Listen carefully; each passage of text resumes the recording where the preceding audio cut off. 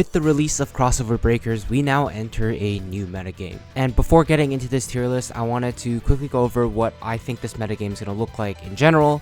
And I would say that Dimension Shifter is probably going to be the main card to watch out for this format, similarly to how Molcharmi Fuelos was back when it first came out.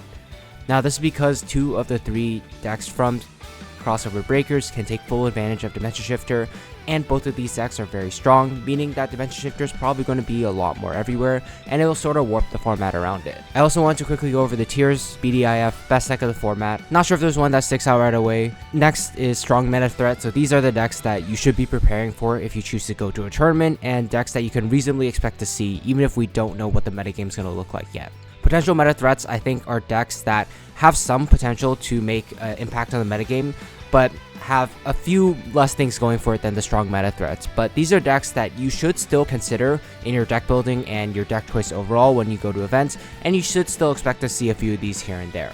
Rogue decks, of course, are self-explanatory. These decks are not terrible, and they probably are playable in the format, but they're just better choices. And then finally, questionable. These are the decks that I think just aren't good and definitely just not worth playing. So I'm going to start off by talking about the 3 newest decks that came out of Crossover Breakers: Ryzeal, Maliss, and Ryu-Ge. So starting off with Ryzeal, I heard a lot of people say that they think this is going to be the best deck of the format, and in my opinion, I definitely think that's possible, but I don't think it's as cut and dry or as obvious as, let's say, something like Snake Eyes was in the previous format. Ryzeal, of course, is a very strong deck that 1 can take advantage of Shifter, but 2 can play a bunch of hand traps, which is also something I think the format's going to revolve a lot around. So I think having those strengths going for it is going to make Ryzeal a very strong meta threat overall. I don't want to say it's the best deck of the format, but that being said, I think it's definitely top 3 or top 5 at the very worst. This is a deck that you definitely need to prepare for if you go to a big tournament, and it's a deck that the format will sort of warp around, because this is a deck that isn't really too affected by any specific hand trap, because they usually at least have a little bit of leeway to play around all these hand traps. Make it so this is sort of like the standard you would compare other decks to. Can it play through hand traps, and can it play a lot of hand traps to stop the other combo decks in the format? Speaking of combo decks, I would say Maliss is definitely also a strong meta threat. Similarly to Ryzeal, I would say it's not a clear-cut best deck of the format, but I would definitely say it's a strong tier 1 threat right out the gate. The Maliss deck has a much higher ceiling than the Ryzeal deck because it's still a little undiscovered, and there are quite a few things you can do with the Cyber's extra deck that Maliss gives you access to, but I would say that Ryzeal probably has a little bit more of a solid floor. There are a few more silver bullets against a deck like Maliss, such as things like Nibiru, whereas that isn't really as big of a problem for Ryzeal to deal with. So while I think Maliss has a higher potential and a higher ceiling, Ryzeal's floor is just a lot higher, and it's probably the safer pick out of the 2, at least until the Maliss deck gets discovered or solved overall. And then finally, the last deck to come out of Crossover Breakers. Some of you may not even have heard of it, and that's for good reason. This deck doesn't really do anything. I read the cards, I don't think they're very good. I think it would need at least 1 or 2 more waves of support before we can even start talking about it, so I'm just going to leave it in the questionable tier for now. Of course, this could be subject to change in the future if someone somehow discovers a way to use it, but I feel like with the quality of these cards, they just aren't really going to be good enough at the moment without getting some extra support. Next up I want to talk about are the Fiend Smith decks, so things like Fiend Smith Chimera and Fiend Smith Muskets. So essentially a deck that plays the Fiend Smith engine, some supporting engine like Chimera or Musketeers to generate bodies and advantage, as well as a bunch of hand traps. I think that these decks are still going to be a strong meta threat. I feel like the metagame is going to shift more towards a mid-range sort of format, and this deck sort of thrives in there. They always have a play every single turn with the Fiend Smith cards, and even though Dimension Shifter is a card that would hit the Fiend Smith engine, I don't think this deck automatically lose to it because of the amount of non-engine that they can play, as well as the supplementary engines like Chimera, which can potentially help them play through a card like Shifter. It's going to be a solid meta threat, and I think that it has enough room for hand traps and is able to be built in a way to counter whatever's the best deck at the moment. So I feel like the Fiend Smith decks are going to do very well in this upcoming format, and are definitely decks that you should prepare for. Next up is Yubel. I think that Yubel definitely is a little bit worse than it was in our prior format. There are a lot more Shifters running around, and Shifter is a very strong card against Yubel. That being said, however, Yubel is by no means a bad deck in my opinion. I just feel like it is a little bit riskier now to play it with so many more counters out there. I feel like you're going to have a better time if you choose one of these safer decks in the strong meta threat category, but Yubel is a deck that I definitely wouldn't be surprised to still see do well just because of how powerful its combos are. I would say that Asamina Snake Eyes falls in a sort of similar category, at least until it gets hit on a ban list. The quality of the cards is still pretty solid, but I think it is maybe slightly worse than Yubel, because this is a deck that I would say does fold a little bit more to constant hand traps, and of course gets hard cooked by Dimension Shifter. With all these extra hand traps and Shifter running around, it's going to be a lot harder to resolve your combo even if you do go first with this deck. And it's not like this deck has that many ways to play around hand traps. Like, cards like Molchami Fubulos were already pretty good against it. Heck, even a card like Nibiru was really good against it when paired with other hand traps, and that's just going to be happening a lot more often in this format. Playing Asamina Snake Eyes is pretty risky, so I would probably put it at like the top of Rogue. This could be a little bit underestimating it, but I just feel like this is probably not the right format to play this deck because of how many different counters there are running around. That's not to say that its cards are bad or its combo isn't good enough, but I feel like it's just going to be so hard to resolve that combo a lot of the times, it's probably not worth playing. Next up is Tenpai, and I think Tenpai is probably the best deck remaining out of the 3 top threats of our previous format. This deck isn't really too affected by the increase in hand traps. The deck was already pretty unaffected by them, just like Shifter and Drolf and the Molcharmies. So I feel like this is still going to be a very strong meta threat that you need to consider when you're deck building, at least until we get a ban list, because this is a deck that 1 can play a bunch of hand traps, but 2 is also really unaffected by them, so it sort of fits the bill for a deck that would thrive and do really well in this format overall. There isn't really too much to say, it doesn't really change from the previous format, but I feel like it's still pretty well positioned in the upcoming Crossover Breakers format. Next up is Centurion. And I think that Centurion is still a fairly okay deck. It's almost like the definition of a mid-range deck. Its combo isn't too crazy, but it is fairly resilient to those common hand traps that people are going to be playing. It has the ability to play a lot of hand traps in this deck as well. That being said, however, this deck does still have its problems where it will sometimes fold to 2 like low impact hand traps, so even something like Ash and Imperm, whereas it may not stop a deck like Ryzeal and Maliss, will usually shut out a Centurion player's entire turn. So I feel like this deck is still a little bit fragile and does have the same issues it has before, but that being said, it is one of the decks I would still see as a potential meta threat because it is a very powerful mid-range deck and it generally will do well in these types of formats where there isn't anything too crazy running around, sort of play like a slower game overall. Centurion is a deck I would still put a little bit of respect on, but I don't think it's top tier like it was in our previous format. Next up is Labyrinth. I think that Labyrinth is also a okay choice for this format.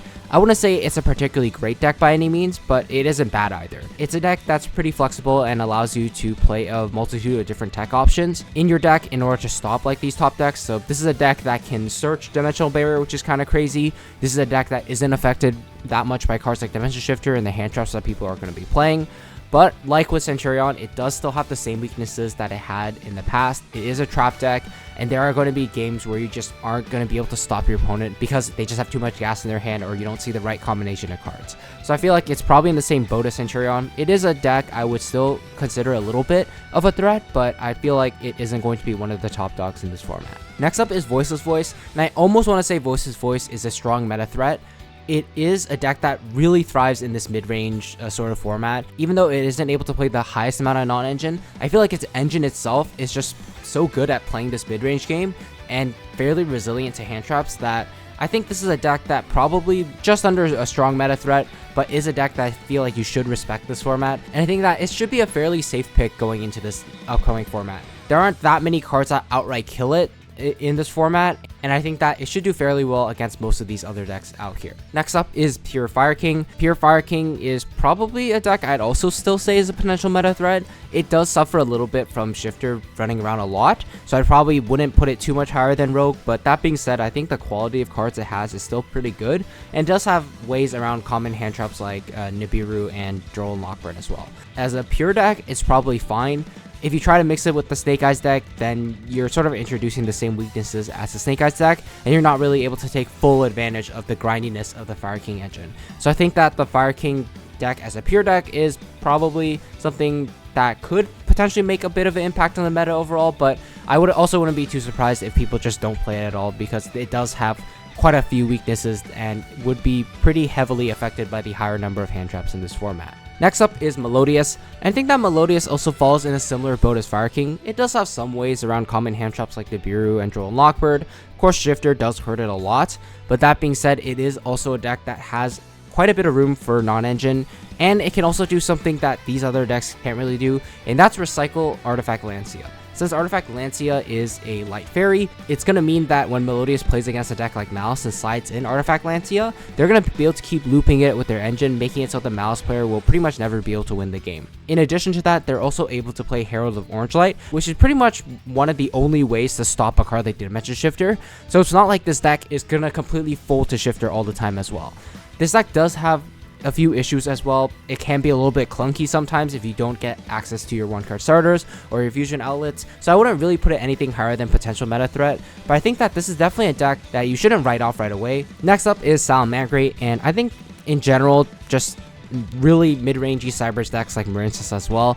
I think this is probably the definition of Rogue. This deck does get cooked pretty hard by a lot of the hand traps that people are going to be playing, and I don't really think that there's any real reason to play these decks. You can play a decent amount of hand traps in them, but I feel like the engine of the decks itself will just fall a little bit behind some of these like strong meta threats engines. Its end boards are similar to like Voiceless Voice, but it also just is a lot more vulnerable to hand traps than a deck like Voiceless Voice, so I feel like Salamangreat, Marincess decks like that are probably just going to stick in the Rogue tier. They are probably going to be playable, but I wouldn't really expect them to do super well in this format because of all the hand traps running around. Next up is Runic Whitewoods or Asamina Whitewoods, so just any Whitewoods variant. I think this deck is still fairly solid. The Whitewoods engine is pretty good, even though these builds are hurt by Dimension Shifter. It has enough grind game to where even if your opponent hand traps you a few times, you're still going to be able to play the game at least a little bit, and you should be able to play a more back and forth game against a lot of these other decks out here because of how resilient the engines are. So I think I'd put it at the potential meta threat tier. I think this is probably the deck that will be able to play like the lowest amount of non-engine in it, but that being said though, its engine is usually pretty good at breaking through like mid-range boards, especially if you think of cards like the Asamina cards or the Runic cards. They're fairly good into the mid-rangey types of boards where your opponent doesn't really have a full setup and is able to completely lock you out of the game. Next up is Memento, and in a previous tier list, I said that Memento did fold pretty hard to a lot of the hand traps out there, and this time I think it will still fold to a card like Dimension Shifter, but I guess I was incorrect in saying that it doesn't have lines around a card like Fuelos or Nibiru or whatever, because this deck definitely does have ways around it. That being said though, it's not like this deck can play through an infinite amount of hand traps all the time, and it's not like this deck can play a crazy amount of non-engine like some of these other decks as well. However, I would say if you are looking for a slightly more combo heavy version of a deck this format, I'd say Memento is probably an okay choice. Its engine is fairly resilient in its own. It is able to put up some fairly solid boards even through a couple of the low impact hand traps. So I think that it falls safely in the potential meta threat tier. Next up is Goblin Bikers, and I think that Goblin Bikers is pretty definitively like a rogue deck. The only reason I would say it's even in the rogue tier and not in questionable is because it does have a cool interaction against Ryzeal, where when you go second against it, your engine cards are fairly good at breaking the board, or at least will give you more ways to play into the Ryzeal board and try to crack it overall. For those of you who don't know, the Goblin Bikers essentially have effects to detach Xyz material from monsters on the field. It doesn't have to be your own, so if your opponent sets up a Ryzeal board of a few XYZ monsters, you can start detaching from them and summoning out your starters and extenders, so that could be pretty cool. But that being said, it's not like the Goblin Biker deck is particularly great outside of that. It almost acts as sort of a cute deck that could maybe do a little bit of damage against Ryzeal, so I feel like it's probably just going to stick in the rogue tier overall. Next up is the Chimera deck. While its end boards are still pretty strong and can be pretty scary, there are just too many hand traps running around for this deck to really do super well in my opinion. It's probably just going to be a rogue deck because it's going to lose out a lot of the times to the high impact hand traps like Dimension Shifter and Droll Mockbird that people are going to be playing. And it's just a deck that isn't able to play non-engine in return to try to stop the other decks in the format. So I'd say this is probably pretty safely a rogue pick in my opinion. Next up is Fluandrees, and I would say Fluandrees probably goes in the questionable tier. I don't really think this deck is very good. Like, the one thing it had going for it, I think in the past, it was a deck that could play Shifter, and Shifter was really good against the format.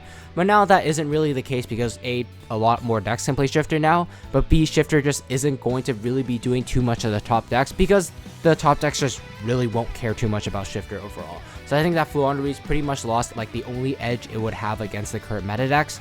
Yes, you can play cards like Harpy's Featherstorm, but there are always going to be Silver Bullet trap cards like that in the format to stop a lot of these decks out there, so I don't think that's really going to be enough to make Floowandereeze really playable in this format overall. Next up is the pure Kashtira deck, and I think that the Kashtira deck sort of falls in the same category as the Floowandereeze deck, but I would say it's a little bit better, so I'll put it in the rogue tier because it isn't as susceptible to hand traps like the Floowandereeze deck is. Whereas a Floowandereeze deck might lose to something like Ash Blossom on their normal summon, a deck like Kashtira isn't necessarily going to lose right away if your initial starter gets stopped, because you will still have the Kashtira bodies on the board, and you will still be able to play a fair number of hand traps to try to stop your opponent.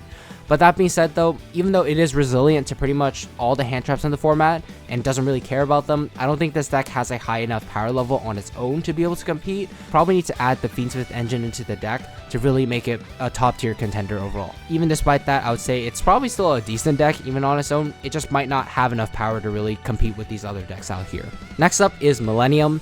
And I think that Millennium is also going to just be like the top of rogue tier, maybe bottom potential meta threat. I never really liked this deck because I hate the fact that you have to play 5 bricks in your deck in order for your engine to work. But that being said, however, this is a deck that really just doesn't care about hand traps for the most part. And I think that in a hand trap type of format, this sort of playstyle could work. You could just try to resolve your one Millennium Ankh and just sit on your big Exodia monster with backed up with a bunch of hand traps and whatever trap you're setting off the Exodia card.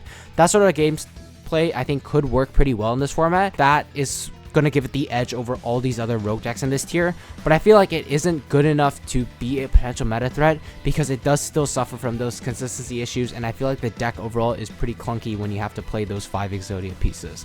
So for that reason, I'll probably put it at the top of the rogue tier. Next up is Ritual Beast, and I feel like even though Ritual Beast was a pretty top tier contender in our previous format, this format is probably going to fall to like the top of rogue in my opinion. This is also a deck that is punished a little bit by the fact that other decks don't really care about Shifter, because Shifter was one of this deck's strongest tools. It's not like the deck is unplayable if Shifter is not a good card, but I feel like there's too many hand traps for this deck to realistically deal with in this format, and I think that if it starts eating cards like Nibiru and Droll and Lockbird in combination with each other, it's not really going to be able to do its thing. I'm saying that a lot about these heavier combo decks, but I just feel like there are too many hand traps running around and too many high impact ones that will completely shut out these decks, especially because people are going to be drawing them in combination with each other more often if they're playing a competent deck. So for that reason, I'll have to put it in the rogue tier. Not a bad deck by any means, and might still be playable, but it's just a lot more fragile due to the higher number of hand traps in my opinion. Next up is Sprite. And I would say Sprite actually moved up a little bit from the previous format. It's a deck that doesn't really care about Shifter, and its engine actually is fairly okay into hand traps as well. It's almost like Ryzeal in a sense, where if you hand trap the level 2s, any extender just punishes you because they can go into the rest of their combo. Similar to a deck like Ryzeal, where if you try to hand trap their main deck monsters, they'll just punish you with any extender and just keep playing. So I feel like Sprite sort of has that going for it. It almost feels like a worse Ryzeal, and given how strong Ryzeal is, I would say that alone almost makes Sprite a potential meta threat worth considering. I don't think it's particularly doing anything unfair compared to some of these other decks here, but I would say it's a overall solid choice just because of how resilient it is against most hand traps. Next up is Tearlament, and I think Tearlament unfortunately is not a very good deck in this upcoming format. If Shifter's everywhere, there's not really much to say about it. This deck just has no counterplay to that. Can't play non-engine as well, so there isn't really too much to talk about for this deck. I don't really think this is a format that it's going to be able to do super well in, or even a little bit well at all. Next up is the Mermail deck, and I think the Mermail deck is also going to suffer a lot from the fact that 1, Shifter is more popular, but 2, a lot more hand traps like Nibiru and Droll and Lockbird are going to be running around this format, plus combinations of low impact hand traps. That being said, however, I think the Mermail deck is actually a deck that has an engine that can play fairly well into these mid-rangey boards just with engine alone. So I would say the fact that it can't play that much on engine doesn't really hold it back that much, but I just feel like it's going to be battered by all those extra hand traps people are playing in their deck. It's probably just going to make it a rogue deck for me in my opinion. It's still a very powerful combo deck that if it goes off uninterrupted is going to always win the game. But I feel like that's just not really going to happen anymore, because when you play against a lot of these top decks, they're just going to be packed full of hand traps, making it pretty hard for the Mermail deck to really do too much consistently. Next up is Runic Stun, and I would say that Runic Stun is still probably just going to fall squarely in the middle of potential meta threat. It is a deck that is pretty much always going to be viable as long as Konami leaves floodgates in the game. I feel like in this upcoming format, there's going to be quite a few floodgates that's able to shut out decks like Maliss and Ryzeal. And I think that the fact that Ryu-Ge can play all of them just means that this deck is going to at least always have a chance against these decks. And even though this deck is still going to be a meta call for certain tournaments where it'll be better because people won't expect it, or a certain deck will be played a lot more, I feel like this deck is good enough where you still should respect it in your deck building and still consider it a threat when you're going to play in a tournament. So essentially just be prepared for this deck. I think if people don't know what to play, this is probably one of the decks they'll default to because it should be able to beat pretty much everything on this tier list. And then finally, Branded. I think that Branded is probably going to still be a fairly decent meta threat. I'd probably put it like at the bottom along with Memento. It's a deck that I think I would still consider fairly threatening. It does have counterplay to cards like Joel and Shifter, which should be pretty popular, and it's just generally still a pretty strong deck that's able to gain a lot of advantage and take advantage of the mid-rangey playstyle of a lot of these other decks. Branded is going to be somewhat held back by the fact that it loses kind of hard to low impact hand traps like Ash Blossom, Veiler, and Impermanence, which should be in almost every single top deck here. So I feel like overall, the Branded deck is still going to be a deck that you should think about when you go to a tournament, but it isn't really a deck I'd be super worried about or expect it to do super well overall. So that's going to do it for this tier list. Let me know what you thought about it in the comment section below. Keep in mind, this was made at the start of the format before we got any big tournament results, so this is just going off of my gut and what I think the format is going to be overall. But in general, I feel like this is going to be a fairly accurate representation of where most of these decks are going to fall in the metagame overall. But if you disagree, let me know in the comment section below. I read all your comments and I'd love to hear what you think. Before I sign off, I just want to ask you guys to please check if you're subscribed to the channel as well. I'm trying to hit 10,000 subscribers by the end of this year, and it means a lot to me. If you enjoyed this type of content or found it useful to you in your competitive journey, to just click that subscribe button. It helps keep me motivated and it really helps the channel grow, and I truly appreciate it. But with all that being said, I hope you guys enjoyed the video, and I will see you guys in the next one. Take care.